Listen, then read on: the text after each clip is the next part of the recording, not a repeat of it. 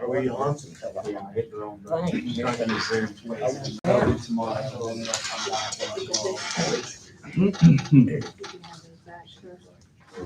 There you go. Yeah. We'll get Robert a few.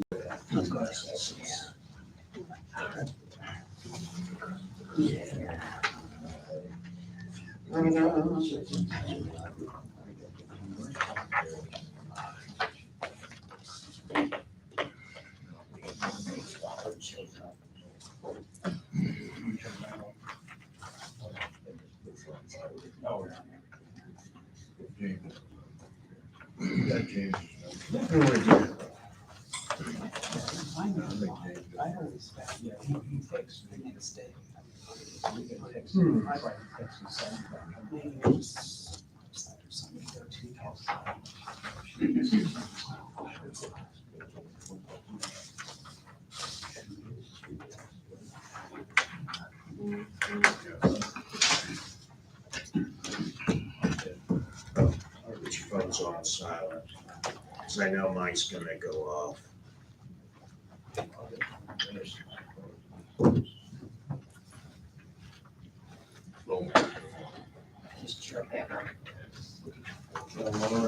I still This is real chair. low. I think they keep switching them around. I think I had the lowest one.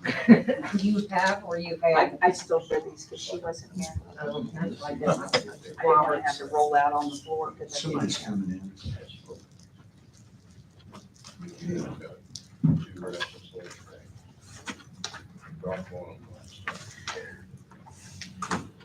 Where's the?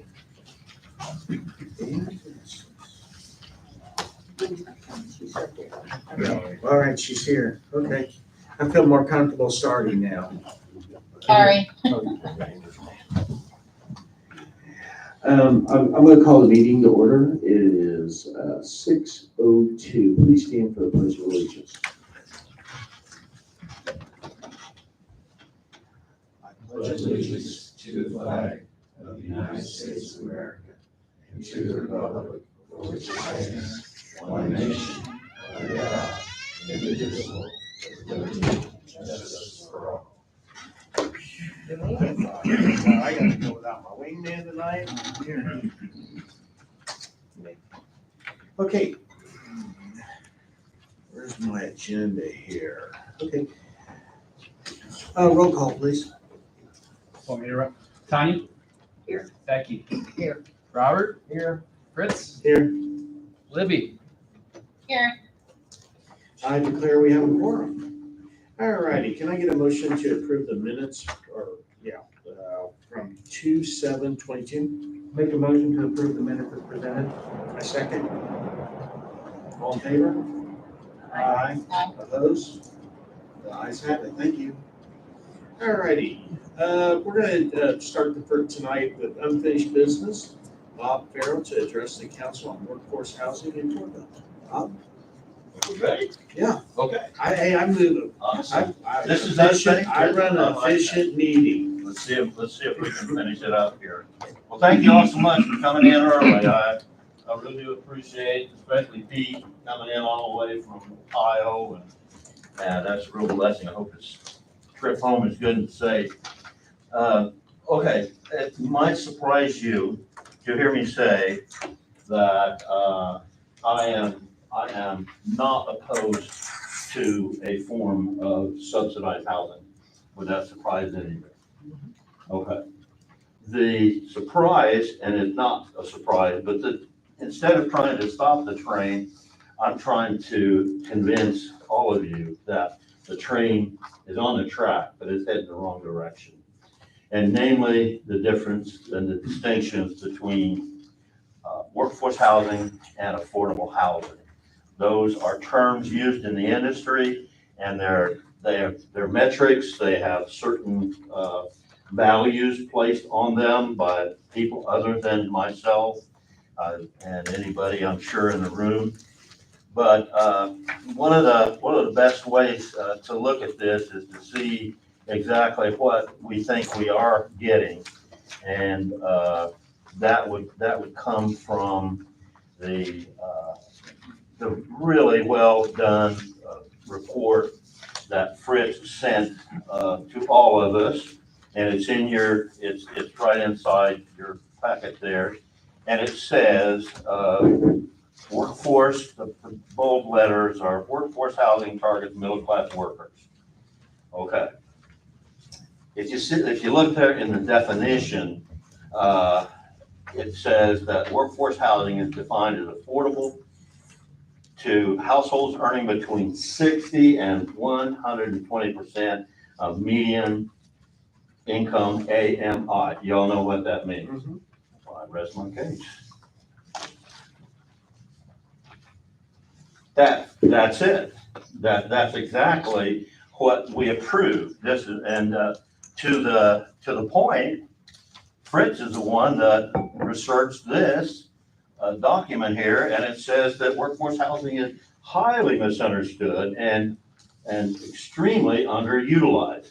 So I go back to what the Adam told us in the very beginning when he said that there was going to be it's this document. Oh, you don't get to see it. It's this document that has it's called Madison Village PUD, and it has a couple of things that address the height and so forth. On the front page, it says it's 45 feet maximum, 3 stories. Okay, we'll say that for another hour. But on the second page, if you look at it carefully, it says this is not down at the very bottom third of the page. This is not Section 8 housing, it's income restricted, intended for people making 80% of average median income for Hancock County. Okay. What does that mean? Well, in my way of speaking, when I was growing up, it said that I had to be 21 to do certain things like vote or go into a liquor store. Well, that's not what it means to say that you have to be 21. It just means you have to be at least 21. And if you go into, one of your kids or whatever wants to buy some smoking instruments and so forth, and you have to be 18. Well, you don't have to be 18, not strictly, but you have to be 18 or more. So that's to me how the English language works. That's to me what was meant here. And, another example is senior housing, you have to be 55 years old. Well, that would be an awful small housing project if everybody there was 55. Because it means to me that you have to have achieved 80% of the income. And then at that point, that's what we're talking about. We're not talking about less than 80. We're talking about you have to achieve 80. And I'm using the words directly from Adam. It's intended for people making 80% of AMI, teachers, firemen, new college grads, young professionals, you can all read. Okay, so we've got 2 documents right here. They're very, very strong documents. Another thing is that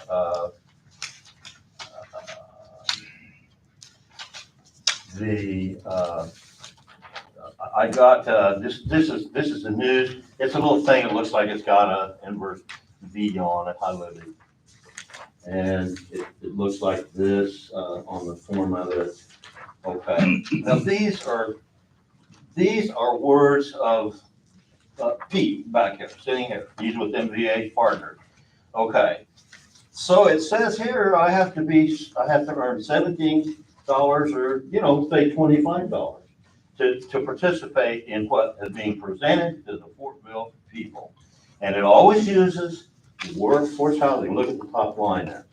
Okay, well, if you do the math, look at the math on those little inserts. $17 times 40 hours times 50 weeks a year is $34,000 times the magical 30%. Y'all feel comfortable with the magic 30%? That's the most that his people, his company, the managers of it, are allowed to charge anybody that comes within this facility that they're talking about 30%, and that has to be a near stop. Now, I understand there's some rules that will take you a little bit more. Well, if you do 30% of this $17 worker, that's $850. There's no discount there. That person is paying the listed price. That's it. That is the proof to me that that's exactly what Pete meant. He meant when he said the percentage and the hourly rate, and you go to 25. Well, my goodness, you know what's going to happen there. That person is allowed to pay up to $1,250 a month under the 30% rule, and that's all HUD requires of you. But Pete and his people aren't going to charge you that. They're going to charge you in the neighborhood of $850. Well, that's subsidized housing. And the truth is, if y'all want to do that, I'm for it. I'm okay with it. The difference with me is that everything takes a turn when you interpret 80% of AMI to mean anything I want it to mean, or namely less. So there's another chart. Libby, I wish you were here. You get all these charts and enjoy it. There's a chart with two little balloons down at the bottom. Okay, what this does is, and Fritz brought this point up very poignantly at the last meeting. He said, we are going to gain people who are going to bring income monies into the town. Okay, so I did a division there, and I took each income bracket of each one of the housing percentages on the left-hand column: 30, 50, 60, 80, 100, 120. It's this one right here. Because I did all that math right up here at the, sitting here. Well, all I'm Right, saying, I'm trying figured to. out. Okay, go ahead, I'm gonna let you finish. And then I'll- Oh, okay. Well, I'm not trying to impress anybody with a map. I'm just trying to show you that everything that the people in the lower column, which is called workforce housing, off to the very far left, 60, 80, 100, and 120. And you can't make more than 120% and get into one of his units. That's the rules. He doesn't set them. Those are the rules. And if you're in workforce housing, you can't make less than 60% because they're designing and customizing the clients, the people who live in there, the lessees. Okay, so you got the money, and you come over here to the very, very far right, and there's a bottom line. Okay, the people in the 30 and 50 are going to be bringing 91,000 to Fortville. How do I know that? Because it's the rules. I don't make the rules. And actually, you can make a whole lot less than that. You don't have to make 50, you can make 41. Well, you're not going to bring that much money in. Okay, but I'm just saying on the just the mathematical error of it. Okay, now you look to 60 and 80. Well, the two, the workforce housing and the affordable housing, share that population. They share the 60 and 80% population. So I don't count them because each side gets it as they go. But now you come down to the workforce 100 and workforce 120, and they're bringing in $201,000 a year. That is a 220% more disposable income because they're only being charged 850, and Pete pointed something out to me that it could squeeze itself up to like $900 as a maximum. So the savings might not be totally, what you're looking at here, but this is the income that they're going to have disposable to them because we have agreed to put housing, a supplement, income supplemented, rental supplemented, in some cases, utility supplemented housing.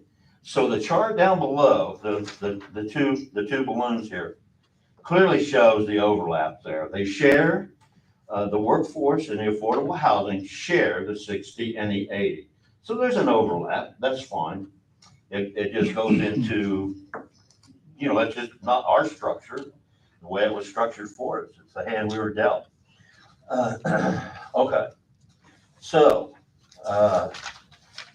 the real question is that what do we want that is best for the community, the people in the community, and the people that are going to live there? The workforce housing, which I hope we agree, is what we all think we're voting on today. Is that possible that somebody thinks anything differently? That you don't know, we're not voting on workforce. We think it's workforce. Don't want to put words in your mouth. Okay, so we are working with the terminology of workforce, but when you get right down to it, all of the approvals that have been of late have come in for the lower number, 30, 50, 60, and 80%, which is not workforce housing at all. It's affordable housing. And so what I'm saying is I say if you guys are really bent on having subsidized housing in Fortville and the buildings that we're talking about, the Pete's Company build, then let's just do it right. Let's just do what's right for us. And Pete he'll have to make his call. We have to make our call. But for us to say we want to throw away or walk away from $110,000 worth of disposable income, it's not going to work. I mean, it's not responsible from our standpoint. It's really not fair to Pete or the people that come, because anybody making, I'll just round it down, $20,000 a year, okay? You're just barely getting by on that. And a happy neighbor is what we all want. We want our clientele, the occupants, to be happy, and the people in the workforces, which what we thought we were getting all along, are going to be happy. They're going to be a whole lot happy because they're going to realize real dollars by renting what I want to tell you are some of the nicest buildings I've ever looked at. I've gone through all of your buildings totally. I thought I can access. Very impressive. And in fact, I think some of them could be called luxury units, but I'm not an expert. So all I'm saying is that our responsibility, to me, that we have, is not to take care of Pete at all. At all. He's our last concern. Our concern is how much taxes are going to be brought in. What are we going to be spending out from this? And which is the better deal? That's all. It's just, to me, it's an either or situation. I'm not here trying to say, no, this will never work for Fortville. We don't even want the word used. Well, why not? If it can get us people in town that are available to work, not a dependent class, but an independent class. It's the difference between giving somebody a hand out and the rest.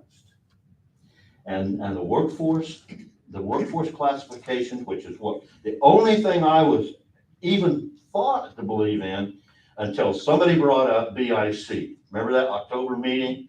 The BIC was brought up. I said, whoa, time out, red flag.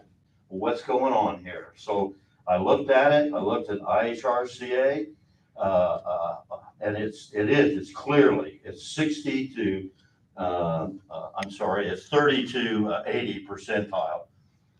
That's nothing but affordable housing. And that's not what we bought. We didn't buy a Biscayne, we bought an Impala. And that's where I'm coming with it now. The building ought to be about the same. It really should. The cost of it is not going to make much difference, whether the occupants are one class or the other. Now, the reality on the ground is this, is that in the example of workforce, the builder is gonna get virtually, you might as well say, nothing. Stellar requires that you put, that you go from the 30 to 80. Well, that's not what we were told. So if, as a wake-up moment, and that's what I'm hoping this is let's say, hold the presses, let's get this right, and tell Mr. Schreckhart that either he brings us the two things we wanted. The only two things we wanted was senior housing and a good tax load off of it, off of the property. Neither one of those are even within reach, not even close within reach. The taxes, now we learned, are heavily abated to the point that I did a little quick study, and we got 5 companies real close to here. We got Fox Garden, Taxman, Thirsty Pools, we've got Genesis and Fortville Feeder. I did some quick math, and those 5 companies right there are going to pay in 1 year in taxes and wages and everything it costs to run their business as what Pete's company is going to pay, you ready? 50 years. It's going to take him 50 years to bring that into the community. If you look at it, honestly, the increase, the money, $200,000 a year, that's total, and a third of that goes out in housing. What's a policeman cost us? Y'all probably know. They're not cheap, okay?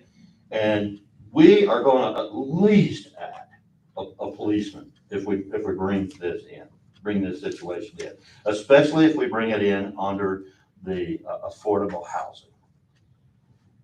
There's a difference, and that's what I'm trying to point out, is that it's just not the same having a neighbor who has honestly a lot of disposable income compared to one that literally has no disposable income. So I think it's incumbent upon us to do our due diligence and to hire the right fix if we think we have a problem.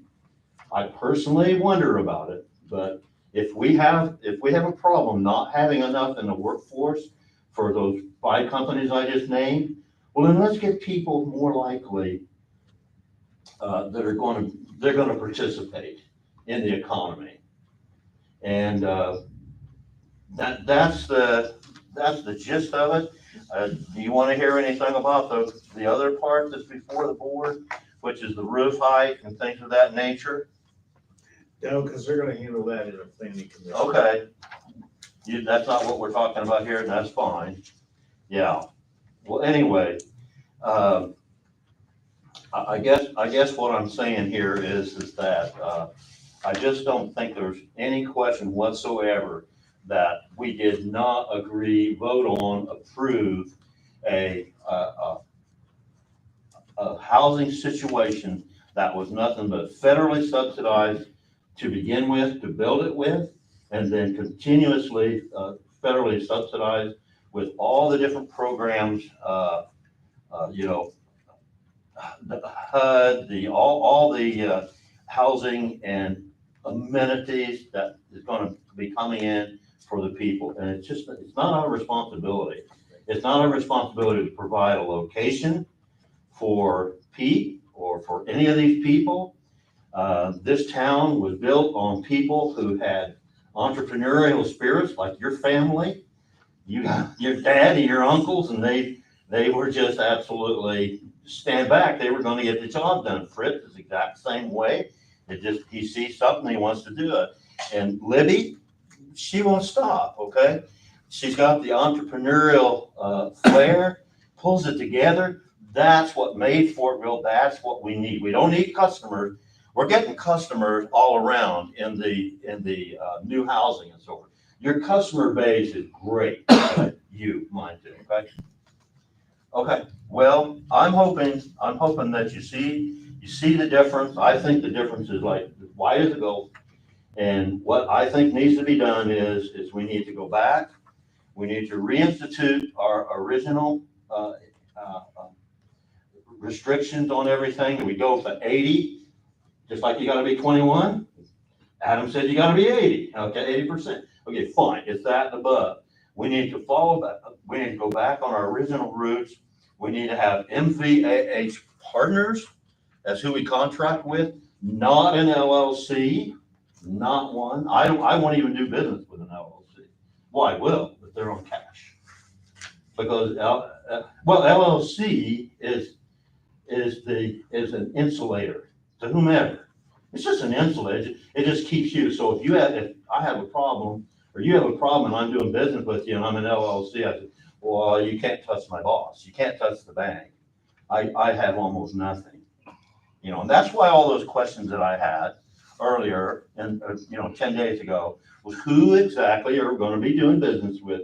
Who exactly bought all 80% of the assets of Miller Valentine Group, affordable housing, whatever you wanted to call them.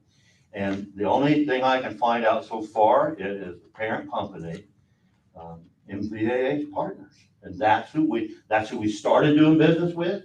And now we've got into a corporation called Madison Lofts LLC. I'm just not comfortable. And I hope you agree with me that the reset needs to be done. We need to go back to our original roots. And I'll save anything about the buildings for a later moment, a later time. What questions would you have of me? Like I said, I'm not trying to make this difficult. No, what I was doing here is,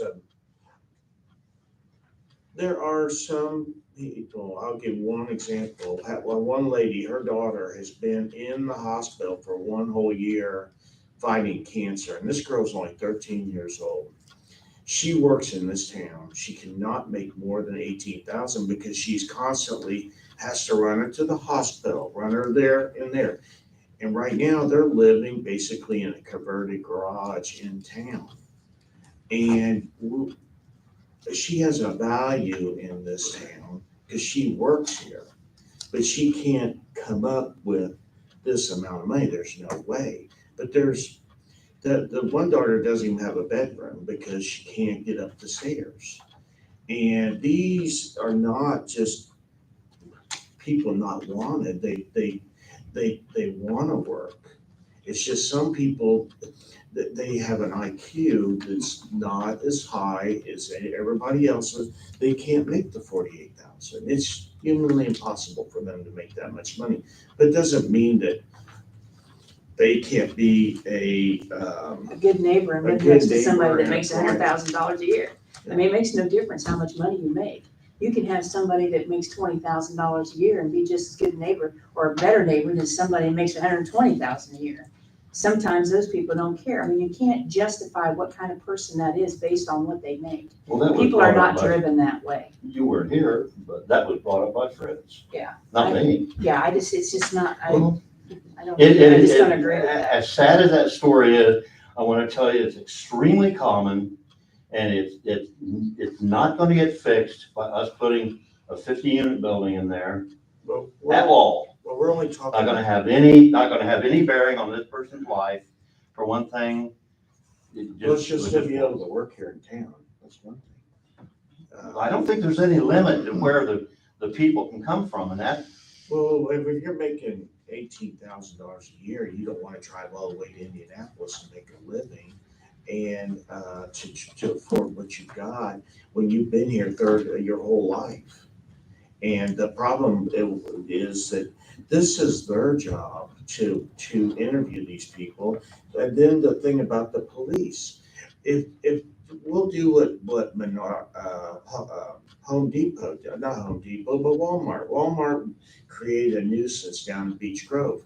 What the town did was they started fining them with nuisances, and we'll do the same thing here. And then he will get the bill for a nuisance that they're creating a nuisance. They might have to hire their own security whatever we gotta do to write in an ordinance, if there's a problem over there, that's their problem to clean up, not mine.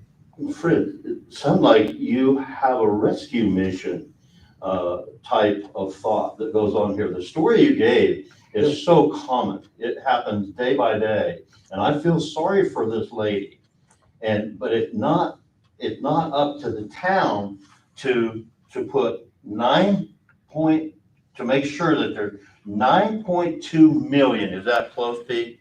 With the Stellar and IHCA and the 641 that we're gonna be putting in. It's right around $9.2 million into a $12 million business, and then start giving away annual tax credit to the point where there's nothing for the first 5 years and barely anything for the next term. Like I say, to me, it's your job, each one of your jobs, is to look out for the folks, not for each individual. Never was conceived that we would have that we're a mission field, right? Right. But once you open Pandora's box. But Bob, let me stop you there for a second. This is only one piece of a pie that we're trying to move forward with, okay? Just one piece of pie that will show that we're willing to do what we gotta do to get the other housing, the senior housing, the road to go through, to get the mixed use of apartments that are at market rate. This is just a small piece of pie that is over in a far piece of property that is up against the railroad tracks, that'll probably never be developed for. We have three now, Fritz. We have three within a half mile of there. Free what? We have housing for low income housing. We have them, been here for years. We get along just fine. Enough is enough. And the whole idea, and I don't know if any of those have a 501c3 managing their inflow and so forth. But Pete has been very upfront about that. He said, no, VIC will always be with us in this endeavor. Whoa. Once the federal government gets in, they rule, they tell the story. That's not Fortville. Here's the thing. For the longest time, Fortville's been it's probably 60% rentals, okay? All these homes. The problem is now, all those homes are going for $1,200 a month on average, okay? We cannot just force everybody out and there is room for this project. You don't want to go to Lockerbie Square in Indianapolis then. Those are $1 million apartments down there, and they were hovels to begin with. Are you okay with that? Or do you think Indianapolis made a big boo-boo? Are you kidding? That's Indianapolis. We're not, excuse me. Go ahead. Okay, this is an urban program. We're not even a suburb. Who would be a suburb of? Ingalls? I don't think so. LaPel? Would be a suburb of Greenfield? I don't think so. How about Lawrence? No. How about Gaius? It's not even a town. No, we're not even a suburb. We're a bedroom community. What we needed, we do have a lot of rentals. I think we have too many rentals. I'm a rentaler, okay? But home ownership is the only way we're going to get stability, safety, and the comfort, even for the people. A lot of people in that classification are used to having fingertip response from programs. Right, yeah. No, I'm not I was educated as a sociologist, but I haven't kept with the field at all. But all I'm saying is, it's not our responsibility, absolutely, because there's no end to that. We might as well just say, and then the contra to what you said, Fritz, $1,200 a month. You know what that does to this town? Well, look at every one of our tax bills. Our properties are skyrocketing. And what does that mean? Two things. We're doing something right. I have no objection about paying more taxes. If it's evenly spread about, and what does it do? A rising tide floats all boats. And if you're gonna take that away from private enterprise, that's taking federal government, call it what it is, and competing against individuals. And the only way that is allowable under law is that if the individuals are given a situation and they won't respond or can't respond, like don't have enough money, then the federal government has every righteous power to come in. But that's not our situation. Fritz just said, rents are going up, property values are going through well, you want to stop that? No. Well, we want it. Every one of us want. I want it as a taxpayer. You guys want it for your tax base. You're not going to get it, Pete. And I really appreciate you. You're very, very straightforward, and you've been good to do business with. But it's just the product. It's not for us, not here.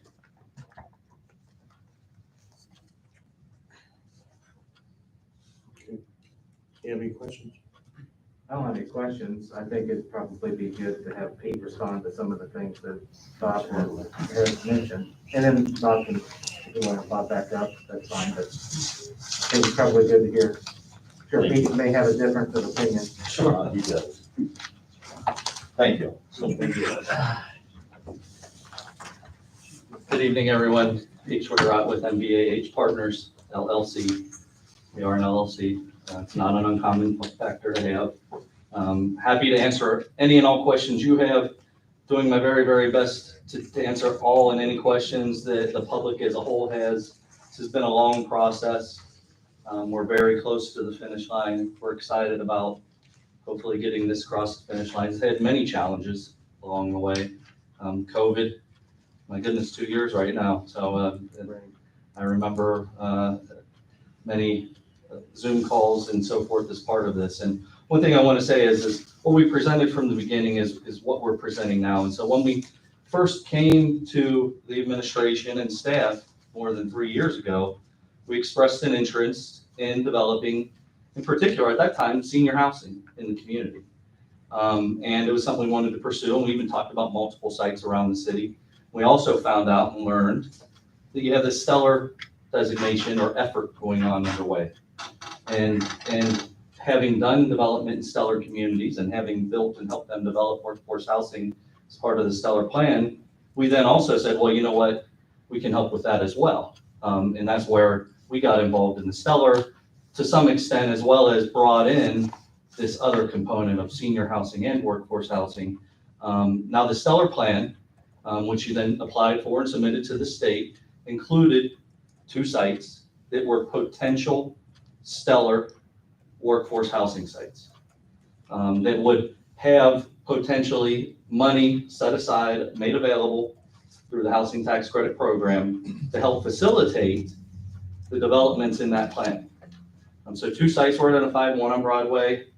This site was the second site. I'm glad there were 2 sites because unfortunately the first site, I guess, fell upon some other development challenge and didn't go forward, and therefore we were able to keep that stellar opportunity alive by having this second site option as part of that. So then when we came back to the staff and said, we're happy to help develop the second site now that the first site's fallen through, why don't we do this?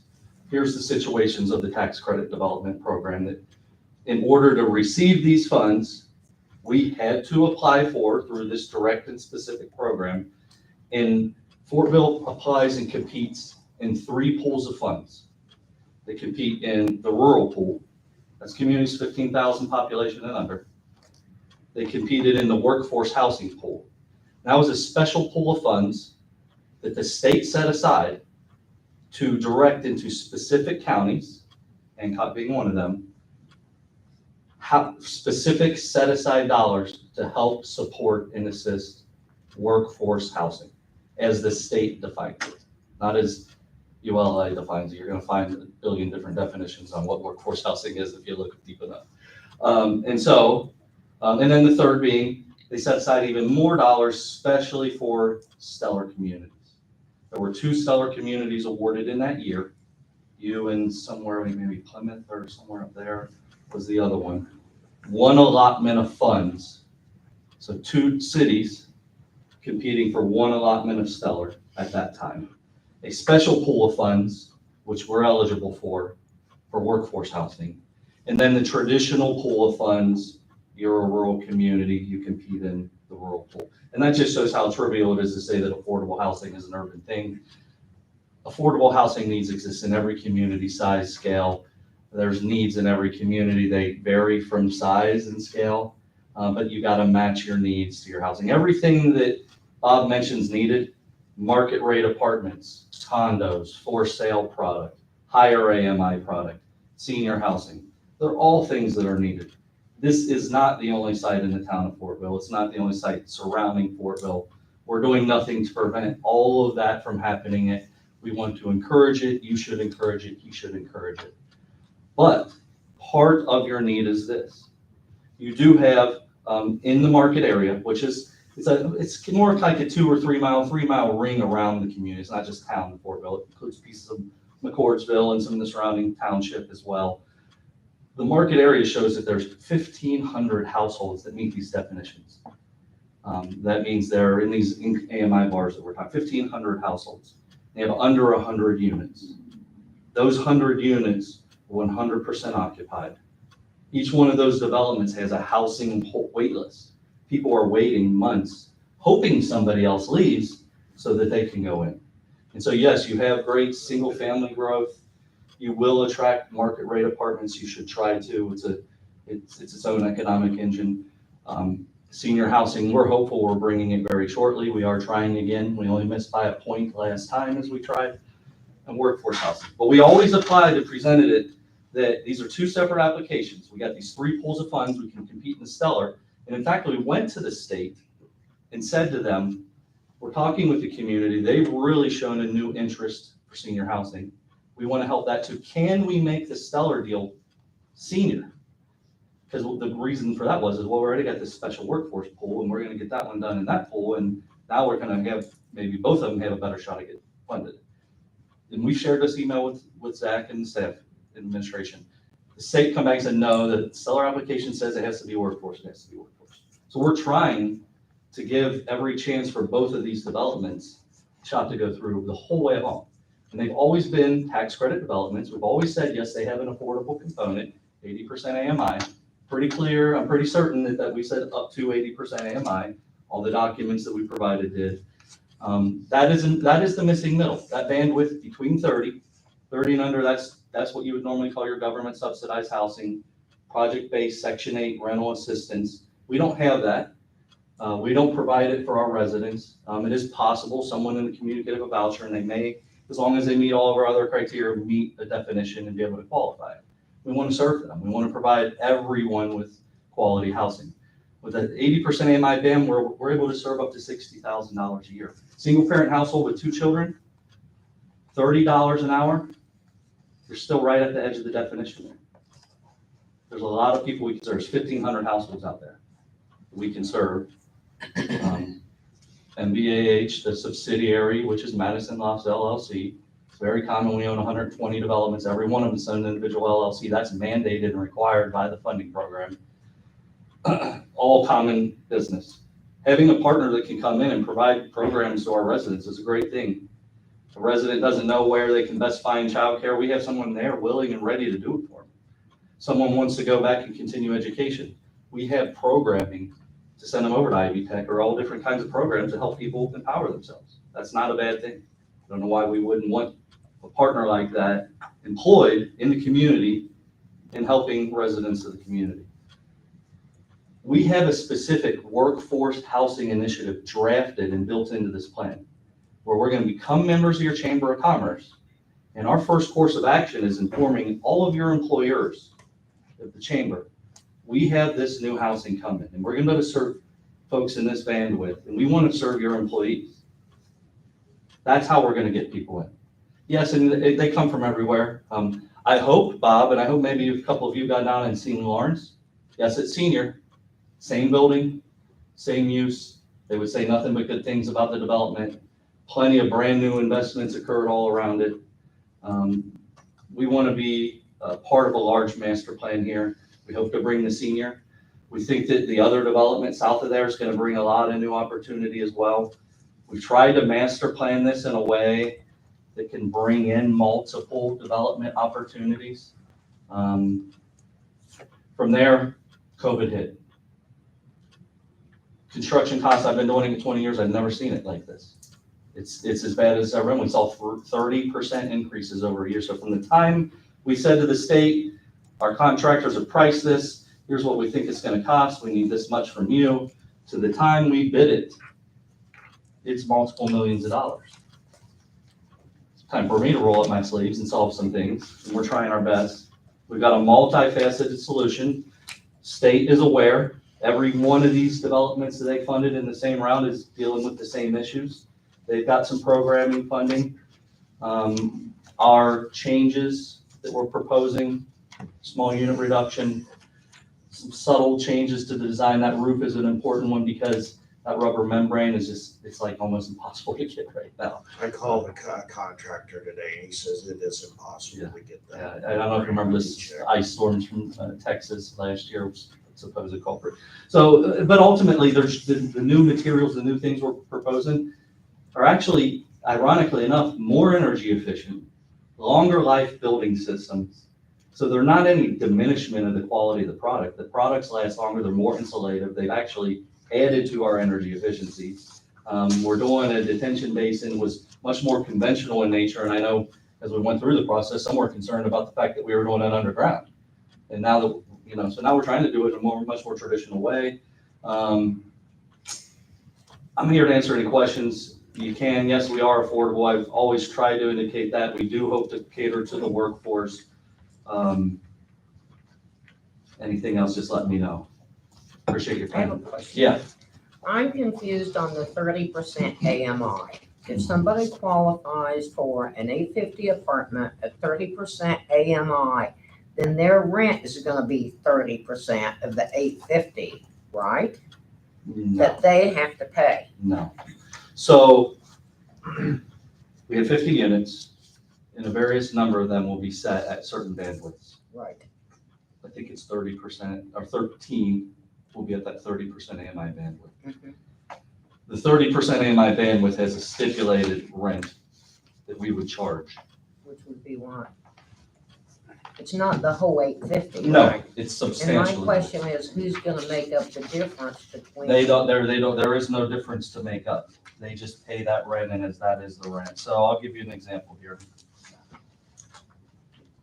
If you are a 30% AMI person, and we do have 13 of them that we hope to serve with this development, and Councilmember Fritz made a great point, is a lot of folks in their certain parts of their life are just working part-time. They have various things going on. They're not full-time yet. Maybe they're still transiting. Maybe they're full-time at school while they're working part-time raising a kid. There's all sorts of ways and reasons. I was in this bandwidth for 5 years of my life as I went back to grad school, of my professional life, that is. But if you are a 30% AMI, one bedroom, you're going to be paying around $400 a month for that rent. So wonderful. That person, think how much more they can do with their monthly when they get that rent advantage. And that's a benefit. It's your residents that we're hoping to serve with this from this market area. So you're able to do this because of the tax credits you're gonna get. Nobody's gonna make up that rent difference. correct. Yes, the debt Otherwise, you on a make tax no credit, the debt on a tax credit development is sized to match the fact that we're taking affordable rent rates or keeping the rents restricted. So did they spread that out every year? The tax credits? No, the debt's sized to match the amount of cash flow that the development will create. It's certainly super complicated. Our development has 6 to 7 sources of funding in it. I'll go through those real quick, because I just want you to know how hard we're working But too. after 15 years, all that funding is gonna be gone, right? Oh, no, we're required to actually maintain this program for 30 years. The compliance period on tax credits is 15 years, meaning they do all the monitoring, the tax credits potentially exposed and at risk. The investors are still involved, but the actual development is maintained for 30 years. We have 6 development sources between the tax credits, our permanent debt, a secondary debt that matches the tax abatement, our deferred developer fee of over $400,000, meaning developer fee that we're technically supposed to be making, that we're contributing back into the development.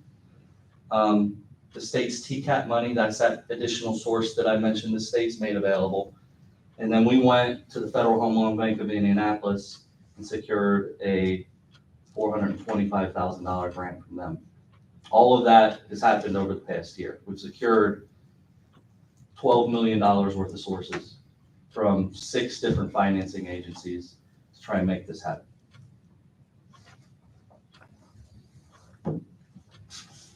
So the rents they pay come to you? Yeah. Do you know how much monthly that's going to be? From an individual basis or a total basis? Total, Um, for the 50 apartments, how much rent would you get monthly off of those 50 apartments? talking net cash flow or, well, so the total rents, annual total rents in year 1 looks like it's, around $374,000 in total rent. It's effective gross rental income.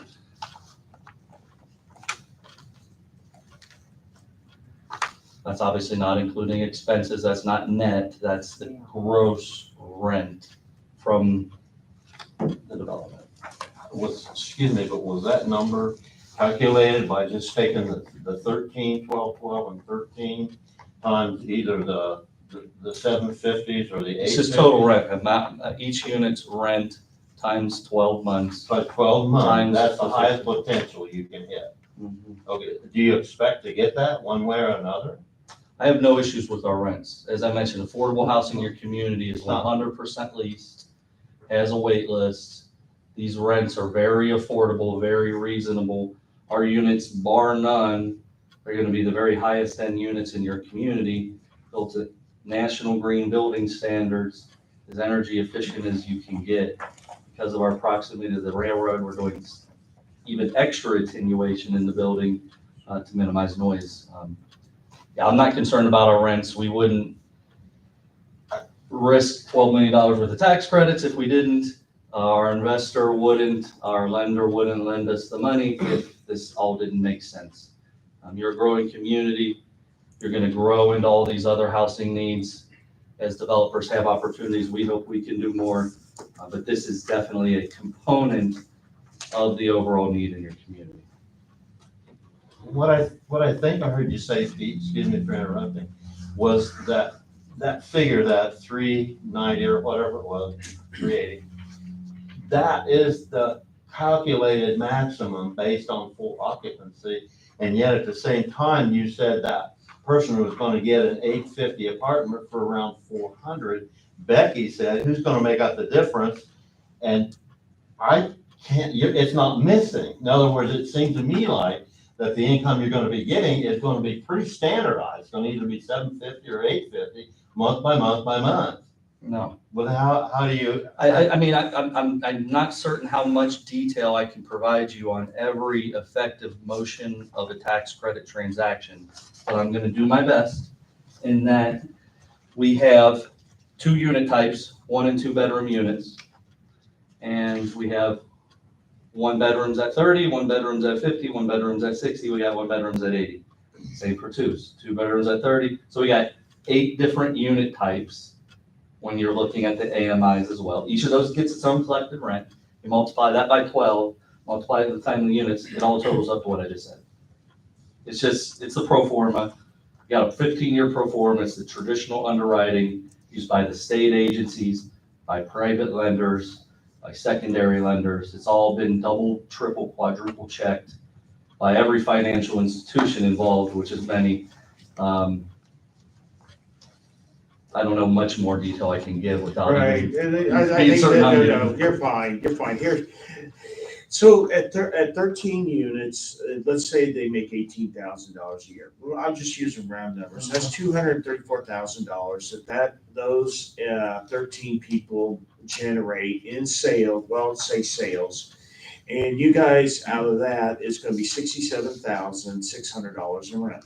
Out of the 234,000, I know that's the bottom number that I see there is that they're gonna be paying $67,600, those 13 units to you. I didn't even break down the other Right, 12. which are gonna be higher 13. rents and more units, so Yeah, that's gonna. so so the ones are 400, just ballpark, what's Yeah. the next, 600? Here, bear with me here. I can give you them all.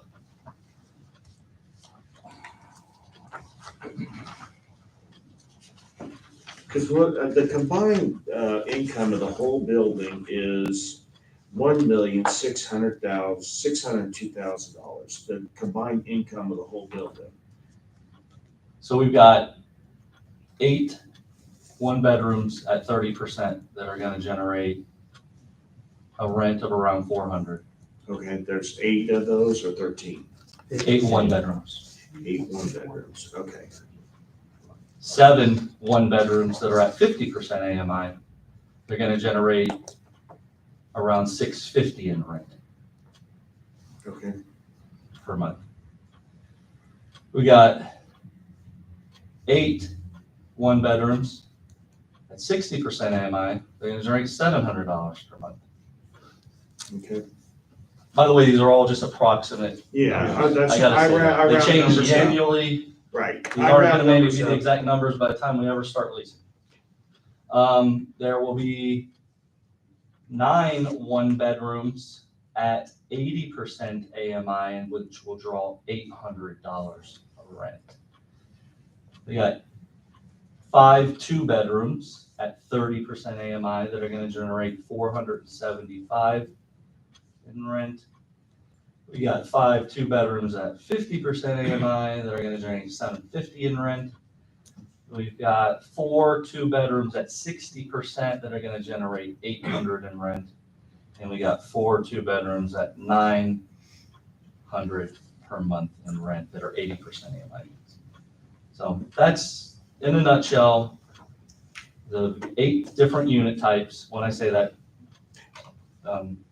4 income targets of 1-bedrooms, 4 income targets of 2 bedrooms.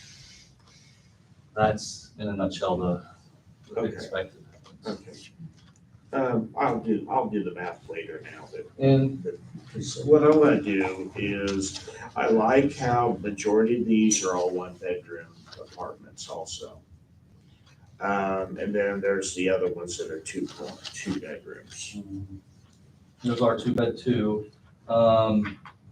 There's no 3-bedroom. The rent apartments. advantage, so the benefit to the resident in your community, the rent advantages range anywhere from 12 to 50% rent advantage, meaning that the resident is gonna benefit by between 12 and 50% of the rent. Achievable market rent for a 1-bedroom is $850. Achievable market rent for a 2-bedroom is $1,000.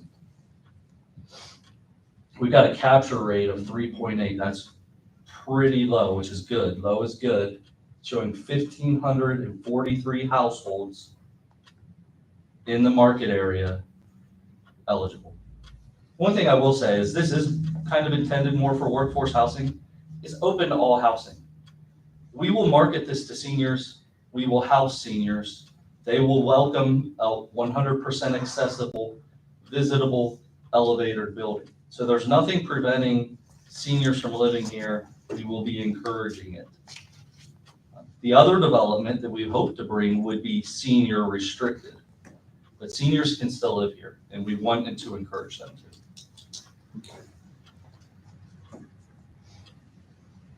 Okay. Any other questions? Well, it's 7:00. Well, thank you, everybody, for coming in Appreciate and talking about this, and we'll move forward. Thank you. See you tomorrow, some of you. Yeah.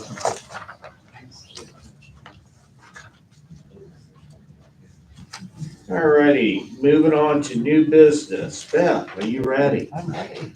Thank you. Okay, so you got your annual financial reports. So I'm just sort of gonna give you an overview of the report. So this basically is a summary of everything that's happened last year financially, that's submitted to the State Board of Accounts. So on pages 2 through 4, that's a listing of all of your funds, and it shows you your beginning cash, all the receipts that were received, the disbursements that went out, and then your ending cash balances at 12/31. And then pages 5 through 13 is a listing of your detailed receipts, again, by fund and by category. So all the different funds, and it shows all the sources of revenue of where we received those funds. And then the same thing goes from pages 14 through 26, our listing of all your disbursements that are by fund. So that goes through all of those in detail, again, by fund and by category and all of that. Then you also, then on page 27, gives you a debt schedule showing your balance of all the different debt that we have. I also give you a separate debt schedule that you received. And the only thing that's really different on that, I just always add when the maturity dates on those are. And then, because I always just think that's just so you can see that, I just add that to that. And then page 28 is our annual negative fund that we still have of $14.46 of this promotional fund, which was some flowers that were bought several years ago that has never been reimbursed, but it's been on there for like 3 years, so it's still there. The next page are the transfers, which is pages 29 to 33, which basically is, the transfers we have, like from the pilot to the band, moving water to the deposits and all those different things. So that just outlines all of our transfers. And then on page 32 is our grants, projects continuing that we relate to, that we're working on, showing the ins and outs of all of that.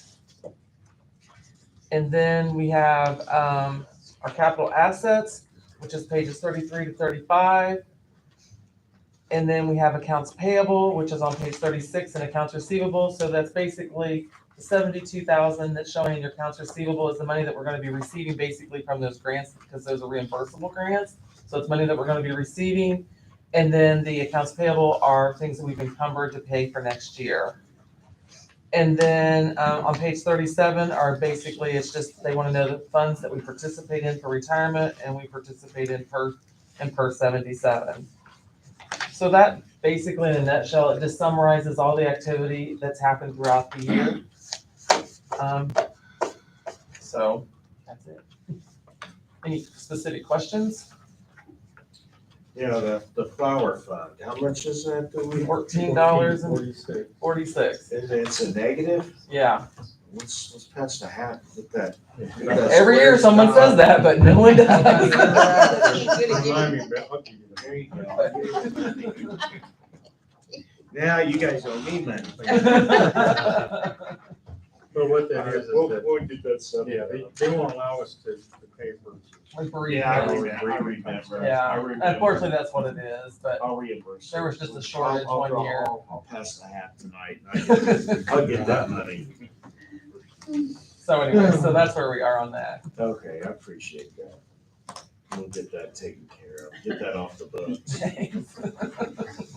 One less page you'll have. Exactly. Well, you're doing a great job. Yeah. I appreciate this. This is definitely a lot of reading here. It is, man. Yeah. And I appreciate all your hard work that you do. Thank you. Any questions on the annual financial report? No? Okay, well, thank you. So we have to approve that. Oh, Robert, could you make a motion for me, please? Make a motion to approve the annual budget as presented. All in favor? Aye. I'll second it. Oh, sorry. Skip the procedure. Yeah. All in favor? Aye. Aye, opposed? The ayes have it, thank you. Okay, then the second portion of the annual financial report is in your section are the transfers. So if you move monies within a grouping, so like you have groups 1, 2, 3, and 4, which is like your personal services of the employees, things like that, you don't have to do anything. But if you have to move between groups 1 and 2, or 2 and 3, or any combination thereof within the same fund, that has to be approved. And that, we always normally have to do that we do have to do that every year. So the other sheets that you receive, the packet, is all those transfers back and forth, is all it is. I don't have to move anything from fund to fund. Everything is fine there. We didn't go over any budget in any fund, but we do have to move within the grouping. So I just need a motion for that to be approved as well. And that's what all these other sheets are for. Make a motion to approve the transfers as presented. I'll second. All in favor? Aye. Aye. Opposed? The ayes have it, thank you. Thanks. And I'll get with Missy tomorrow and we'll get that submitted and we'll get the debt schedule submitted. So we'll be in good shape. Thank you very much. Thank you. All right, second on the new business, council to hold first reading of ordinance number 2022. 2A. 2A. Which one? 2A. 2A. A text amendment to the Madison Village of Planning Unit Development, PUD, documents to increase the allowability of the building height from 45 feet to 53 feet. Public hearing scheduled for the Planning Commission meeting on Wednesday, February 23rd at 6:30 p.m. Okay. Good evening. For the record, I'm Adam Zaklikowski, the Planning and Building Director for the town. So the item before you tonight is just a text amendment to the zoning documents for the Madison Lofts project. It's not related to any of the numbers that we're talking about. This is strictly looking at the zoning portion of it. So as Pete mentioned, in order to make the project work, there were a number of costs that went up as a result of COVID. And their development team had proposed a number of different ideas to bring those costs in line without sacrificing the integrity of the project. And so one of the items that they are suggesting here is to increase the height by 8 feet. From the 45 feet that's allowed in the zoning document to go up to 53 feet. The second thing that they're looking to do is to allow as a material what's called crane board siding. And I believe a picture was sent out. It's very similar to fiber cement, but it is a cheaper product. And I'm told that it has even better longevity. Are they gonna have any of those samples tomorrow to bring? I don't know. I'm sure Pete's able to do that. If not, I'll track one down. I'll try my best. I was told to take pictures. We did that part, but. Yeah. So just a reminder on the way that the process works is if you're amending any plan unit development document, it follows the same pattern as an actual rezone itself. So it goes to council for first reading, which we have here tonight. It's simply to get your feedback. And then it goes on to the planning commission for a public hearing and for their recommendation. And then it would come back to you all for your final decision. So, and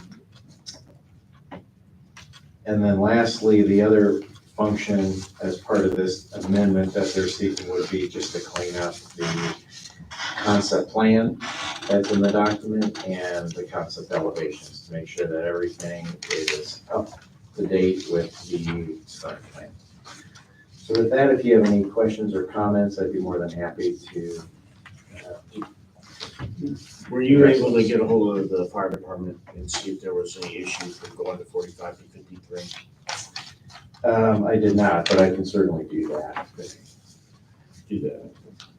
And then we'll. Actually, I do know that I can partially answer that question.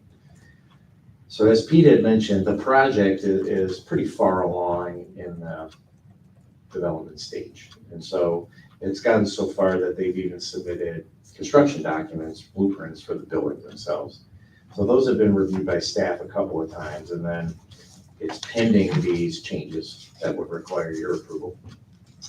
But the fire department did not have any, they didn't express any issue with the height increase, though they do want to make sure there were a couple of comments related to life safety that had not been addressed by the architect. But we'll make sure those are done before we get to a permit. But I can certainly follow and give you a more concrete answer if you like. Yeah, did we determine that this has to go back for state release for an amendment? On the, yeah, on the, for the building plans, the construction there, most likely, they'll have to get a simple addendum from the state. Any questions for me? I had a question on the Exhibit A that they attached to the ordinance, shows both of the buildings. So are we amending this ordinance for the senior housing also, even though they haven't been approved for that? Sure, so to clarify, think of this as the master plan for the whole project, not just the Madison. So this is the Madison Lofts, this would be the Madison Senior, and then this would be potentially another development.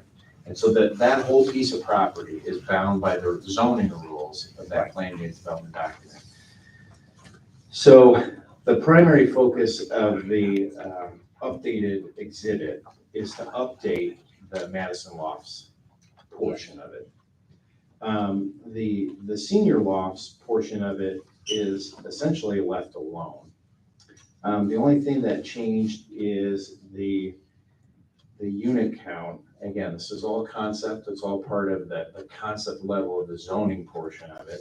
And remember that we start with zoning, and that's the most conceptual level, and then it gets drilled all the way to construction documents, blueprints, and that's what you get your permit off of. So for the senior housing, I think they dropped it by a couple of units in order to make sure that we have enough parking.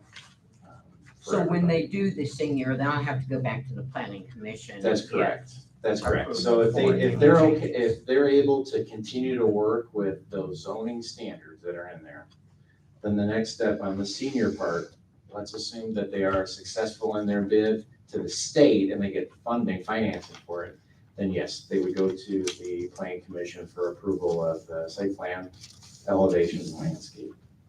Okay, and I like that they took the property line off of Ohio Street. That there's no, what do they call it?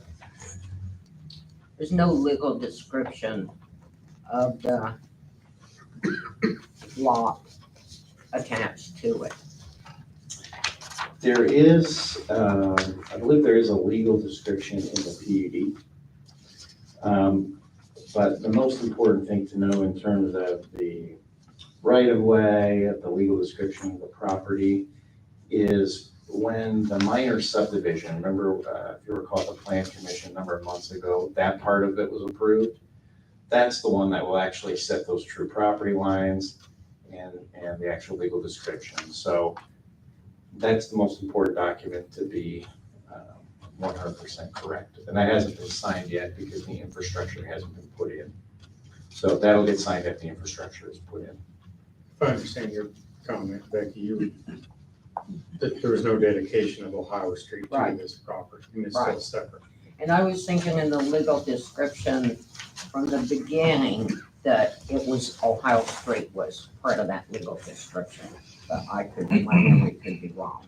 Yeah, I think originally there was the engineer that or the surveyor that put together the original survey. I think may have thought that Ohio Street was not public right of way, and he said, no, it's public right of way, and we have some documents to show that. Bottom line is all that will get cleaned up. Okay. You're not gonna be building this second parking lot until this project, so on this drawing, my concern is that parking lot's not gonna be built, right? The second parking lot, That's not correct. this. So So, everything in this area. yeah, what are we looking at there? Grassy knoll, or just a grassy area? Yeah, correct, grass. Okay. Grass So is, and whose responsibility is to take care of that, mow that grass? Is it still Deaton's that owns the property? yes. Okay. So these parking spaces that are shown over here on the west side won't exist until the senior part becomes part of it? Is it? I think this parallel parking. will Yeah, be there. the parallel parking. Yeah, that should be It will be there. there. The parallels will, the Yeah. lot will not. There'll have to be some kind of access to that, so, I guess there'll be asphalt there and then grass or Yeah, they'll whatever, be you able to know? drive here and then come up this way. Yeah, probably half of that. Yeah. Okay. Yeah, so when they go to build this portion, all the parallel parking on this street would be provided, all the parallel parking on this side would be provided. And I think over here, this is just where it would be Okay, grass. so you got the parallel on the Wisconsin Street too, you said would be there? Yes, All the way across? correct. That's cool. Because if we recall, the idea from the get-go was to try to, rather than create a more suburban type complex with multiple units around, I was trying to create something a little more small town oriented with the grid. It feels like it's. Here's the way I look at it too. If I was a developer and they put the road in and they did this and they put it on there, I would feel like this property's a steal. Cause they're already putting in the road and around this property right here. I don't see them having any problem selling that property for what you've envisioned already, because to me, you've already done a fraction of the work. You put the road in, you got this in, Infrastructure will be there. and the infrastructure. Maybe I should develop that myself. Yeah, We okay. need senior. We need senior. Okay, I won't do it. So fire department questions, was there anything else? No. I have concerns about this that I've already voiced to you, Adam, but this isn't a reflection on whether or not I feel the project should go through. It's just on the how it looks, right? And some of the other aesthetics, I guess, would be the better way to say it. I think when we originally started this, there wasn't a lot of concern about the 4-story, but there was some, and this pitched roof just takes that even further higher. You're gonna see this from essentially any direction you're coming from, right? And that's only gonna make it stand out even higher. And I think Pete said it best when you've got the drawing there, this southern portion that's available for future development. I think this building, I know this building's gonna set the tone for future. Does it have to? No, but it's gonna be a central component to this development. And this apartment complex that's being, this apartment building that's being proposed looks like, I've seen the one down at the fort, I don't have any, Is it like, see, they got the pitched roof, that, but they hide it behind right, this. that's what was originally proposed, not the pitched roof. That's the flat roof. No, this is a pitched roof that what they've done is they lowered the pitch. It's still a pitched roof, it's not a flat roof. Well, But they that's not what's shown. I know, but we can talk about that tomorrow. So the aesthetics of it is, the concern is, and let me go further here. So, it's gonna set the tone for that development. And I like that it's a little different, right? What's being proposed looks more like something like a residential apartment complex that would be anywhere, basically. There's nothing, special. Not to say it's not a good project, but it's just nothing that stands out to me. This is gonna be a tall building on 13, which is a major thoroughfare of the town. I'd like it to be something different, like was originally proposed. By having the pitched roof as in this picture, it's gonna bring those AC units down onto the ground. not a fan of that. I think putting them up there where they're hidden, we're not gonna hear them up there, is better for the aesthetic look. And then the biggest thing I think that I'm opposed is the addition of bringing that water retention to ground level. Retention ponds, they're ugly, they're everywhere, they doesn't need to be right here in this development. And by doing that, it's gonna take away what very little precious green space, there's only that one piece of green space for this whole entire development. And there's gonna be kids, I'm assuming, that live in here, I don't know how many, but just even if no kids, just having some green space, that's being proposed to be removed for an ugly retention pond. And I just have an issue with that. So that is my concern.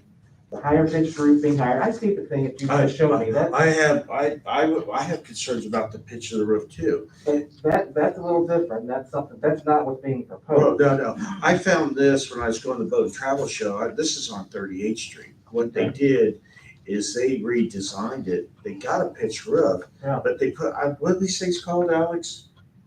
Parapet? Perfect, yeah. They put those in the front. That would get you back to What the look like, yeah, exactly. I know what you're saying. right. But then, are the AC units still gonna be up on top and not down here in the front of the building where, but the groundwater retention on the ground, I just think that's a no-go for me at all. You don't need ugly retention ponds over there, taking away the little green space there already is in this development. So again, just the aesthetics of it, I think that I am in favor of the project that was aesthetically what was proposed. Right. I'm not talking about the viability of the project, anything like that. We're just talking about what's been requested as far as the difference in the. Right. And when I first looked at this, I was a no-go too. So I did call a couple of contractors because I wanted to check up on their story. Is this product hard to get? And what they're saying, it is very difficult to get. So I said, okay, how could we, and then I happened just to drive by this place on 38th Street. And I said, well, that looks a lot better than, but I think the pitch of this roof might be higher. I don't know. And It's obviously higher. yeah, but look at the pitch on this one. It's really low instead of I don't know what pitch that is, but it literally, there's no, I agree. this, But that's a little down the road, right? yeah, this, What's being proposed is, right. And we need to make the changes. I agree well, we that's need to not be at the meeting. that's not what's being asked of us tonight. Right, and I haven't talked about this. I sent this to Joe, and I don't think Pete's seen what could be a happy median. Because I can tell you right now, that they're not, a lot of people aren't happy with that roof. Where's the mechanicals going now? Where will they sit? They're not on the roof. Yeah, they'll be down on the ground. But, We do have, In relation to where we. they're clusters of four. You can maybe got four stories, and so 4 stacked units, and so they're in these little clusters of 4s. And we've asked our architects and our mechanical and electrical plumbing team to cluster them into the insets. So the building has the freeway, cluster them and push them in. Use landscaping in front of them, and in areas where that might be too tight to landscape, they're gonna do small little decorative fencing around them to secure them as well as screen them. So I will say, yes, you're correct. Bringing them down to the ground does make you, what do you do with them? We have enough room to deal with them. We have a plan and will screen them, whether it be with landscaping or with decorative fences, especially on the front face of the building facing out towards Madison or out towards our private drive. Those would all be screened completely. We're gonna push as many as we can around the rear. I am familiar with double parapet pitch roof buildings. I will be the first to confess that's actually almost like paying in a lot of ways double the price, because you end up with these different downspout systems that go into the building. It creates its own new series of messes. So I'm hopeful maybe we can find a happy medium, but a gabled roof is a pretty conventional roof. And in fact, it's a roof we shared as 2 options early on, and we elected this one to help save a few feet. But also a lot of people at the same conversation were thinking that the gable roof brought a more residential feel and had its own advantages. So they both have their advantages. They're both the same life of a roof. Well, actually, I take that back. The gable roof is a longer lasting roof. much less maintenance. I do know that. We did the flat roof to help with the height, to help with the condensers, but there are ways, like if you go down to Lawrence, we're just as close to the street. We have our condensers on the ground. We screened them and hidden them. You really don't even realize it there. So it's just about doing it right. Same thing for the detention. And I get your point, and maybe it's my own fault for getting aggressive and showing a much more costly basin, where we could make that a more usable space. But your conventional construction drawing and code says we have to detain, and the normal way to do it is exactly the way we're now proposing. We were the unconventional ones saying we're going to try and get it underground. So I guess, Pete, I understand. I'm not questioning the quality. Right. But what you're now proposing, I like what was originally proposed. Gotcha. And so I don't know that, I don't, these are just sticking points for me. Yeah. And again, we're just talking aesthetics. Right. The building, I'm sure, will be fine, whatever the finished product would look like. But what's being proposed looks like it's something back in a residential area. This to me is not a residential area. I mean, and aesthetically, they look like one. We have something that looks like this. The one over in the, at the fort, it's in a residential area, not right on Post Road or right on 56th Street, right? Sure. And I will say this for the detention, if we can get the approval, the above ground basin is a huge savings. I'll give you an example. Just a year ago, when we were doing underground detention, it was a $75,000 proposition. You put some extra pipe in the ground, you hold some extra water. It's now like a $300,000 to $400,000 presentation. So all of this, getting all this to add up, does take some of these requests, and I'm hoping we're still providing a product that's high enough quality. I will say we've dealt with dry basins before. It's a valid concern to say I've seen them grow up with cattails and they just look like little holes in the ground. But we have also done architectural landscape plans to help make them an aesthetic feature. Just like a pond can be an aesthetic feature, we built some rock into the slopes of the detention basin. You put some turf plantings in there, you line the basin with the proper materials. It takes on more of a water feature or a wet basin or a rain garden, and it becomes a little area that you have some benches out there and still have a more passive green space than an active green space. So we do commit to the landscaping around the mechanical systems and a special planting plan for that detention basin so that it takes on the look you want. And we've done that in a project I shared with the staff. It's Riverside Senior Residence. Same thing, we had that detention basin right out in front, buildings behind it. We did it's a $30,000 planting job in there with some stone, dry fake stone creek bed and some of that feature. Again, I'll end that with, it's gonna set the tone for that whole parcel over there. And then The good thing about that is that what's gonna face that south-facing property is gonna be the smallest part of that building, which is the end of it. So you're not gonna see all this. So, and that's another thing too, is driving down the road, if the senior facility does actually take place, you're not even gonna see that building as much. You know, so I know, but I don't think, I'm with you, I like the other. What I'm saying is the senior building is gonna hopefully come, it's going to likely, we're gonna want it to match. And it's gonna be closer to the road, right? So we all were excited about what was originally proposed. I understand the costs increase. We all were excited about what was proposed. That's all I'm saying. And then some of the side effects that comes along with it just concern me is all. I like the commercial look of the flat roof, but I certainly understand the costs, and it's really not a long-term project anyway, because we had a building with a flat roof, so I'm familiar with what that costs. But this building is a long-term investment for the town. Yeah. And so what do we want it to look like? I mean, I understand, we want Pete to be successful, but ultimately this building's gonna be here for a long time. And that roof system is a longer lasting. I understand that, but what's it going to look like and drive the future of that whole block right Is there? there any way you can give us maybe some better rendering drawings by tomorrow or by the next time? I know this is probably hard because this is in black and white, it's not in color. Yeah, I mean, There's color ones on the plane. Pictures of the, it literally is, I mean, other than having the extra floor of the same building we got down there at Lawrence. So, I mean, the color tones, this is, I think they might have a little more of a gray palette or a light blue palette to it. If there's color changes variation, those are very, very simple. We're trying to run some vertical siding just to keep it a little newer and fresher looking.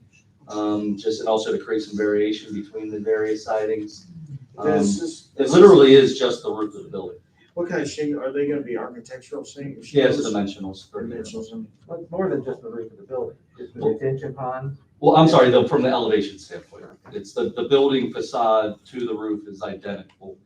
It's just the roof of the building. And you can see we very intentionally broken that roof up. It's got multiple breaks. It's not a lineal roof. Every 30 feet, as you transition to the next unit, that elevation pops up a couple feet. You don't have that long barrack style roof. Every little section is intended to look like it's almost its own little townhome unit.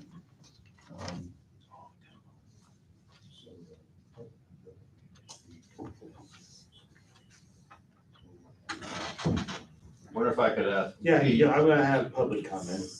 I'm sorry. No, I was gonna ask that Pete while he was still up there. Is there an option on the additional 1.6 acres with the Deaton people? We are working with them to have the right site control to submit that application in July. So that, no, there, you don't have an option as we stand here tonight? That's correct. The property to the south, nor do we to the property to the south. We do have a verbal agreement that would allow us to resubmit. We do have to firm that into a site control document by July. That's when the application is going. You have to have that for the application. Yeah. In the perfect world, we'll probably be in here in a matter of 30 to 60 days, probably 60 days to talk about the senior deal. The new scoring system literally just came out about a week or two ago. We're making comments on that. One of the things we'll be doing is advocating for scoring in this area, giving ourselves the best chance we can. But ultimately, it is anticipated the round will happen in July. But it is correct that the round is not announced until the 17th of November. Is that correct? Third Thursday. Assuming the state keeps their existing schedule, we would apply in July, get the results in November. Right, yeah. Thanks, Pete. Thank you. Do we have any public comment? Yeah. Okay. Anybody else? No, go ahead, Bob. Come on. Come on. Give me a hand here. Okay, start from the beginning, I'll make it fast, so you listen fast, please, okay? I believe the drawing that has been brought up here before you all, that Becky brought up and Robert touched on, is improperly before us because this is not the contemplated project at all. And also the fact that somebody paid a lot of money to Roger Ward Engineering to give us a drawing that was near net as to what we were going to be facing here. And to me, I make parts, okay? I can't make a part. I'm not even allowed to make a concept of my own. It has to be just what the part is. Now this can have some variation because it's a house, not an airplane. Okay, this to me, we went through a lot of trouble to get this drawing. This should be the ruling document. Certainly not one that admittedly was printed on the 6/8 of 2020. So it's coming up, it's gonna get some whiskers here pretty soon. And I think we need to see, I know at the last meeting, Becky asked specifically, can we have a fully corrected drawing? And I think this would be a wonderful time to do that. As far as the siding goes, I absolutely don't have an opinion. I have no idea what that material is. Haven't looked into it or anything. I suppose one of y'all are gonna research it and make sure it gives what we're after. Okay. As far as the height goes,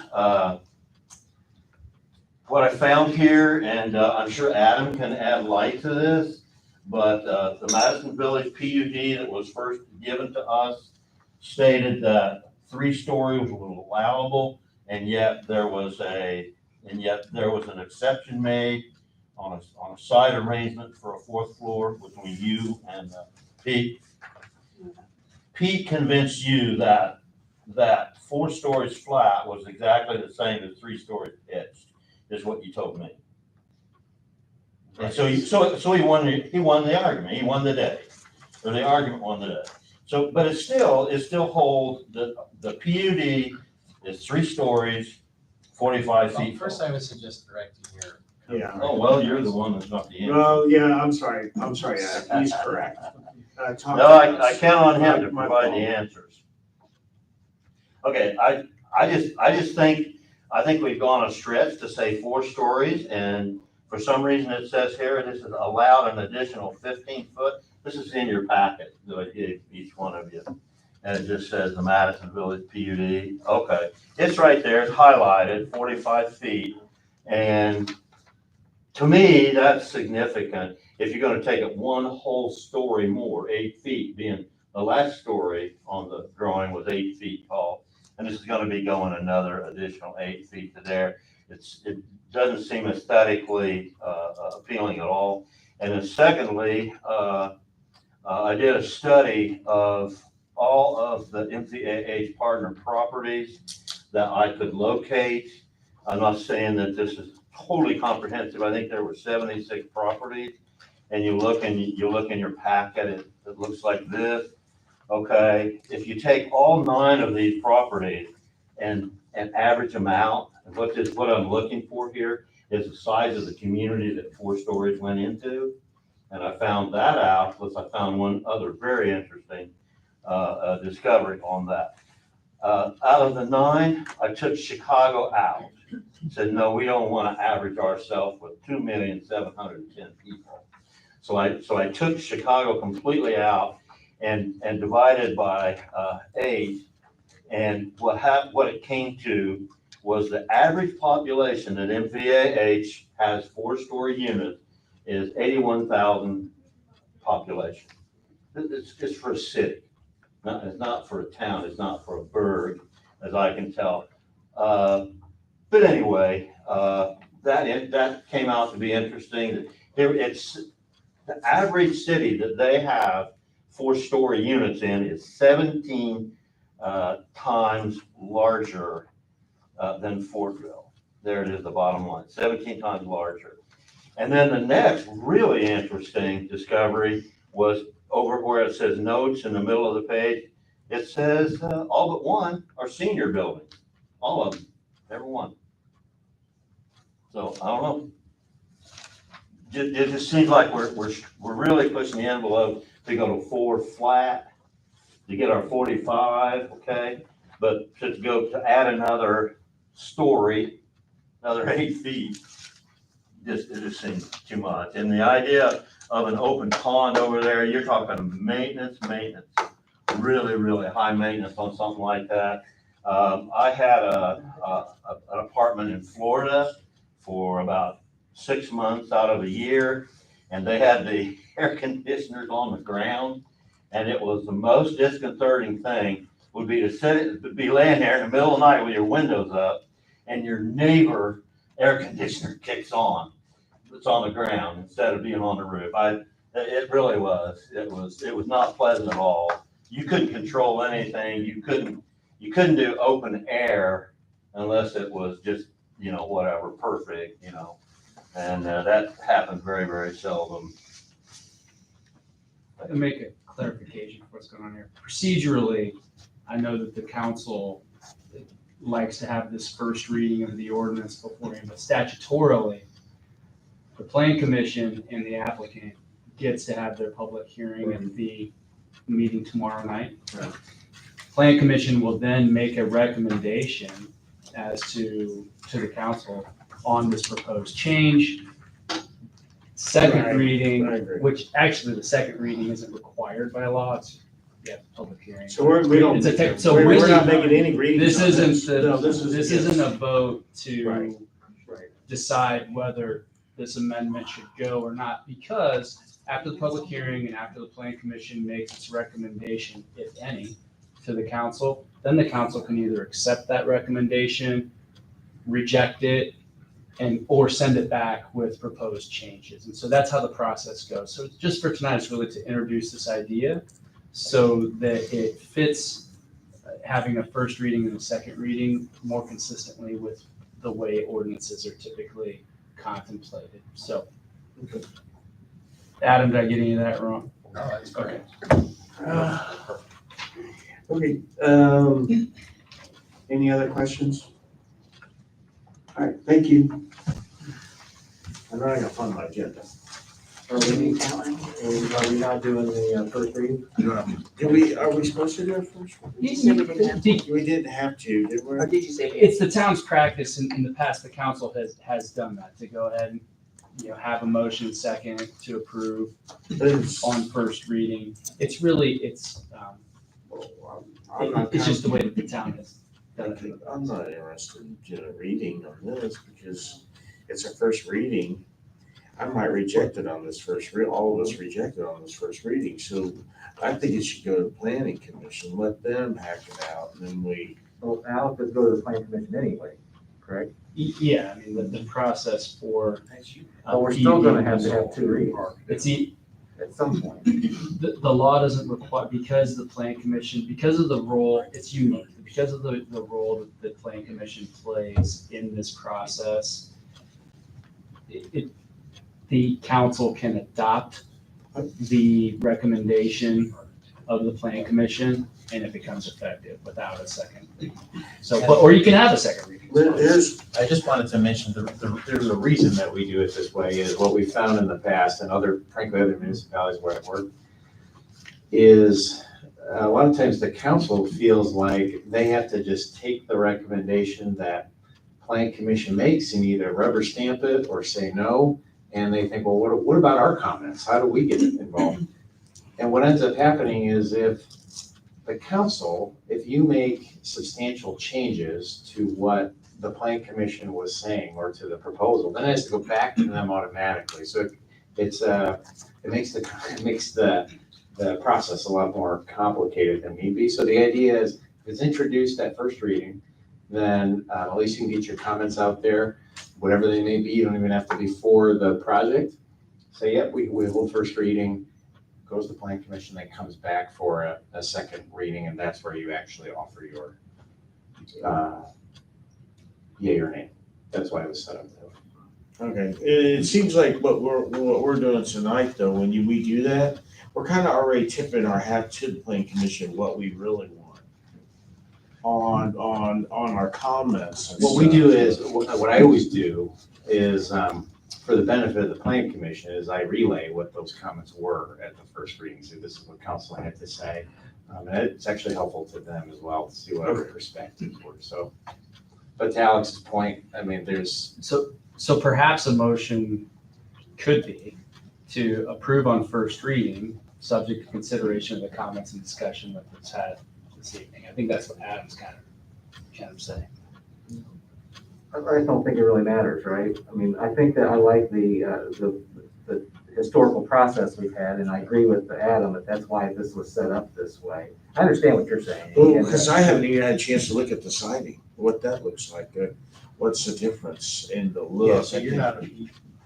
I mean, I haven't even. You would get a second reading to do. So yeah, you would not, to be clear, you would not be. This approves nothing. Okay. It's just really holding first reading. It's more correct. Anything can change Rather than- between the first and the second reading, but to Adam's point, it kind of provides the plan commission an idea as to what the council is thinking, to avoid, if we had major concerns with what the plan commission approved, and it came back to us on our second reading, and we basically scrapped the whole thing, that would be a surprise to them, it would kind of undermine their whole, right? So it kind of provides, to Adam's point and Alex's point, a little bit, just an idea, you're gonna relay back to them what was said here. Tonight, right. Okay. And so if we pass this as presented, to me, is saying, yeah, okay, even though we know it could be changed. Or our option is we don't agree with it, planning commission can still do what they want and make the recommendation what they want. Well, And if we don't make a recommendation or have a reading on the first, reading, I think that sends a message in and of itself. Okay, so each one of us will say what our recommendations are. That's not a motion, but. So can they But not again, give them our? how's he gonna know what our recommendations is if we don't It's say? So it's just the notes that I took on what was said, we'll relay that. And maybe the term approve is what's throwing it off. In the past, we've done, it's just hold first reading. We're just holding first reading. We're not actually approving or denying it.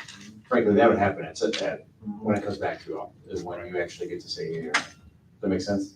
But you can give them our recommendations without us holding the first reading, right? To Alex's point, yes, we can. My recommendation is to put the, what do they call, pallet, what did you call Parapet? them? Parapet? Parapets, That's that's my recommendation. And we'll include that. Tanya, do you have any recommendations at all? I really don't. Sounds like you got varying recommendations. Yeah, that's fine. What was the siding product that was the change? I think it was. It's called crane board. Yeah, I think I heard of it, but I was just gonna look at it and see. CRA. Yeah, it's number 7 on the ordinance, Tanya. Cause see, like, Okay. where I get this, what I follow up, like, I followed up with some engineers today, and they said, yeah, that product is hard to get. So, not knowing what the availability or what it feels like or what it looks like, I just need to see it real. And I know that's an extra cost, I'm just saying the way it looks, I like the other way it looked. I thought this would be a happy median to get those on there. You can talk to me and say, hey, why we don't want to put those on there. This is, the reason why we don't like to put those on, because it causes this problem, that problem. But aesthetically, to me, it looks better when I drove by down 38th Street and they had them on there. And I thought, okay, this could be an equal, a negotiating right there, because I've already heard from other people that the planning committee, they like the way the other ones look better. So I was just trying to prepare you for someone that could be coming down the pike. Is that fair? Okay. So go ahead, if you want to make a motion that we'll just. How do you want that motion to I know, that's sound? what I mean. Because what we're saying. on the agenda is We're just saying. increasing the allowable building height. Okay, so let's just make a motion for that. I don't agree with that. Okay. That's what I mean. So, I mean, even though I know anything can change. Let's make a motion to, Make a motion.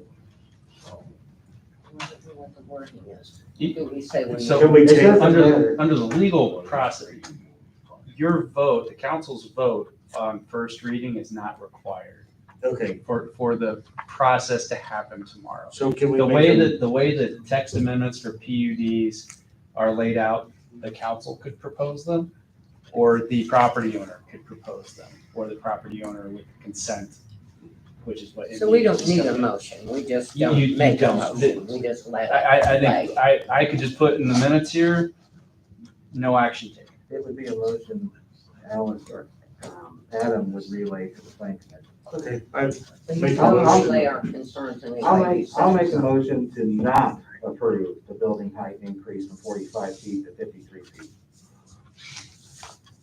I'll second that. all in favor? Aye. All opposed? Nay. Aye. So there we are.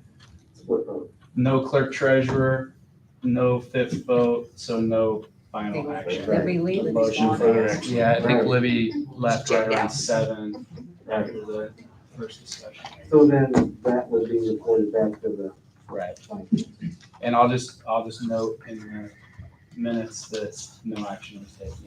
Motion failed. All right, thank you. Joe?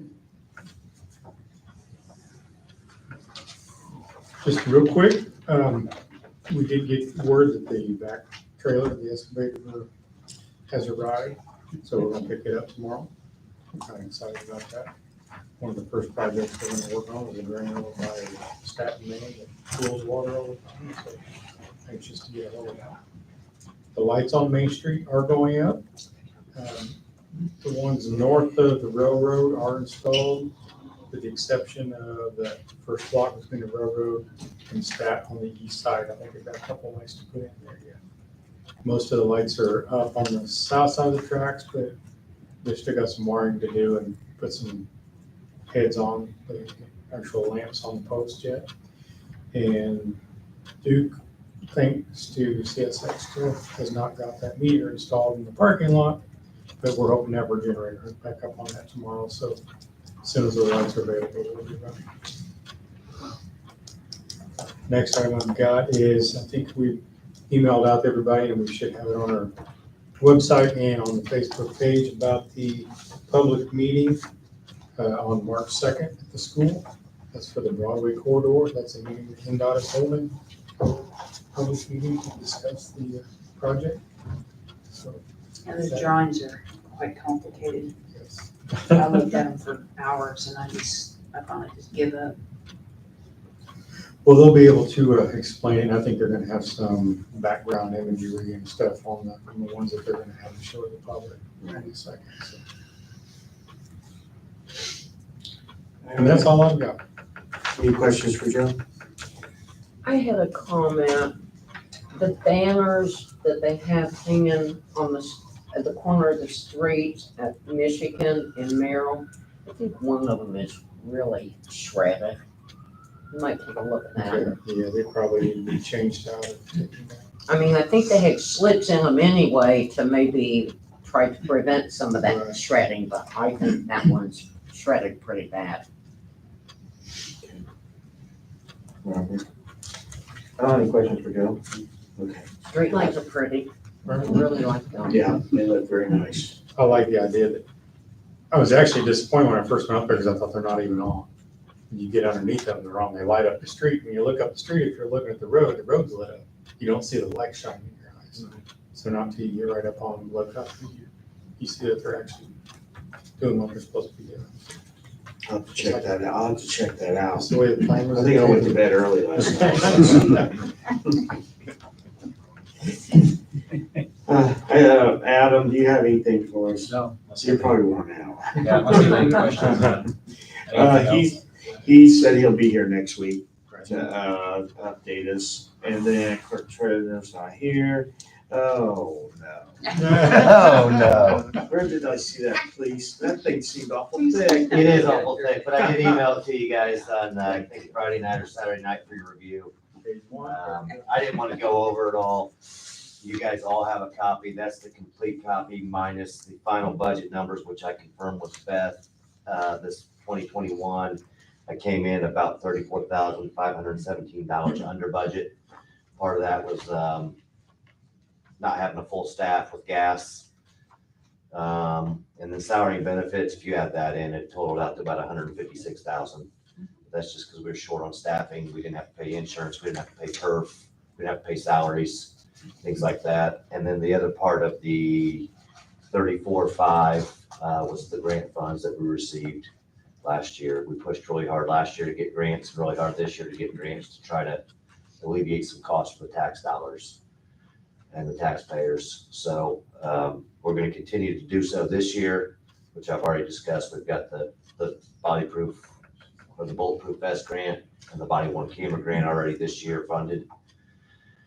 And then I think that's about it, unless you guys have questions about the report. I'm more than happy to go over it. It'd take me about an hour or so. So Clarification, so the 34,000, that does not include your salary expense. that does not include salary expense. That's my operating budget Correct. expense. Total with salary expense was about 156,000. And some change. I noticed in here that narcotics arrests are down. It looks like that's, I don't know if that's a trend in this town, but that would be a good trend if we. Part of that is the jail was closed. We had to summons arrest a lot of people. The sheriff just basically said, we're not going to take people to jail right now due to COVID. So you guys just issue them a summons arrest, basically give them a piece of paper, tell them to show up to court. Okay. So even though we count that as a statistics for narcotics, it's not really narcotics arrest because it wasn't an outright arrest. So would that be in the state citations then? They had it in Some of it, yeah. The Okay. state citations went up last year, and a lot of that was because we had to do those summons arrests. Okay. Anything else on the report? I looked it over, I appreciated that. Okay. Thank you. Only other thing I have is we're gonna do our coffee with the cops again, starting this Saturday at Lincoln Square. Since the governor kind of lifted the school mandates and the mask mandates and all that, we're gonna have our first one at Lincoln Square this weekend, this Saturday from 9 to 11. Public's invited, council, everybody's invited. Stop by, grab a cup of coffee, give us your chance to hear us out and tell us your complaints or compliments, or just sit down and have a cup of joe. So, that's all I have. Thank Unless you you. guys have something else for me. Any questions? All right, Thank you. thank you. Alex, you have anything for us? I do not, unless you have any questions for me. Okay. Public comment? None? Oh, come on up, Paul. I don't know if you saw when I came in, but I was surprised the meeting was already going on today. There was never anything on the Facebook page. And as of 2:00, there wasn't anything posted on the town's website. I looked it up back here now, but the stuff for the meeting wasn't there. Andy posted I'm sorry. it. Yeah, Andy posted it. I saw it. Andy did? Yeah, Okay, it so was- I told him Yeah, he- exactly to He post puts it. the agenda stuff here, so if it's not out there, it'd be. Yeah, he actually made an additional post when we decided to move it up to 6. It was on the Facebook page. I certainly can't find it. I looked on my phone again here, so. Unless I'm looking at the wrong page. I'm sorry. I'll make sure that's corrected. I'm It sorry. was in the paper at 6, I saw Pardon that me? today. It was in the paper at 6, I saw that. It was in the newspaper? Okay. All right. Town council comments. Tony, I don't have any. Becky? The only thing I had, Joey already touched on, streetlights are looking great, I can't wait to see them on. And then the 10-minute parking, probably missed out on that. 10-minute parking, happy to see. Yes, I know. Temporary, they're temporary. I know, but positive, reviews, comments already, so. Temporary in what way? They're mounted on just concrete Oh, I saw blocks. that. They're not permanently. Yeah, They're gonna be holes drilled in the concrete. okay. They look nice though. That's it. Can I get a motion to adjourn the meeting? I'll Oh, make a wait, motion to first. approve the time vouchers first. Sorry. I second. All in favor? Aye. I'll make a Opposed? motion that we adjourn at 7:56. I second. All in favor? Aye. Aye. Opposed? The ayes have it. Thank you.